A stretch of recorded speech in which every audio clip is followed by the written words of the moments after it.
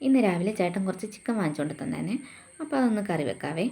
ആദ്യം ഗ്യാസിലേക്ക് ഒരു ചീനച്ചട്ടി വെച്ച് എണ്ണ ഒഴിച്ച് എണ്ണ നന്നായിട്ട് ചൂടായപ്പോൾ തേങ്ങാക്കൊത്തിട്ട് അതൊരു ബ്രൗൺ കളറായപ്പോഴത്തേക്ക് കടുകിട്ട് പൊട്ടിച്ച് വറ്റൽമുളക് ഇട്ട് അത് നന്നായിട്ടൊന്ന് ഇളക്കിയതിന് ശേഷം അതിലേക്ക് 4-5 പച്ചമുളകും കൂടി ഇട്ടു. പച്ചമുളകും നന്നായിട്ടൊന്ന് ഇളക്കി വഴറ്റിയതിന് ശേഷം അതിലേക്ക് അരിഞ്ഞു വെച്ചിരിക്കുന്ന സവാളയും കൊച്ചുള്ളിയും ചേർത്ത് ആവശ്യത്തിന് ഉപ്പൂടെ ചേർത്ത് ഇളക്കി അടച്ചു വെച്ചു.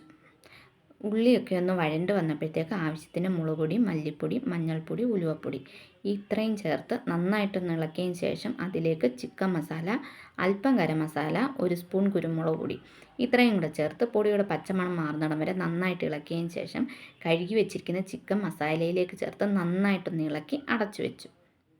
കുറച്ച് സമയം കഴിഞ്ഞപ്പോഴത്തേക്കും ചിക്കനിലെ വെള്ളമൊക്കെ ഒന്ന് ഊറി ഇറങ്ങിയായിരുന്നേ.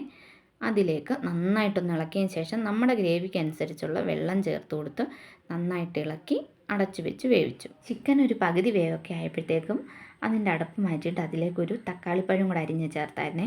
കൂട്ടത്തിൽ കുറച്ച് കറിവേപ്പിലയും കൂടെ ചേർത്തു. ആവശ്യത്തിന് ഉപ്പും കൂടെ ചേർത്തിട്ട് ഒന്നും കൂടി അടച്ചു വെച്ച് വേവിക്കാനായിട്ട് വെച്ചേ. നമുക്കിന്ന് ചക്ക കിട്ടിയിട്ടുണ്ടായിരുന്നു. അപ്പോൾ ചക്ക വേവിച്ചു. അപ്പോൾ ഇന്നത്തെ ഞങ്ങളുടെ ഉച്ചക്കത്തെ ലഞ്ച് ചക്കയും ചിക്കൻ കറിയാണേ. നമ്മുടെ ചിക്കൻ കറിയും ശരിയായിട്ടുണ്ട്. അപ്പോൾ എന്നാൽ ചൂടോടെ കഴിക്കാമെന്ന് വിചാരിച്ചു ഒരു പ്ലേറ്റിലോട്ട് ചൂട് ചക്ക വിളമ്പി കുറച്ച് ചിക്കൻ കറിയും കൂടെ എടുത്തു. പിന്നെ എൻ്റെ മീനാഴ്ച സലാഡ് ഉണ്ടാക്കിയിട്ടുണ്ടായിരുന്നേ. എൻ്റെ കൊച്ച് ചിക്കനോ ബീഫോ കൊണ്ട് അപ്പം സലാഡ് ഉണ്ടാക്കും. എന്നാൽ ഞാൻ കഴിച്ചിട്ട് വരാവേ. ഇന്നത്തെ വിശേഷം ഇത്രയേ ഉള്ളൂ. വീഡിയോ ഇഷ്ടപ്പെട്ടെങ്കിൽ ലൈക്ക് ചെയ്ത് ചാനലിന് സബ്സ്ക്രൈബ് ചെയ്യണേ. അപ്പോൾ ഓക്കെ, ബൈ.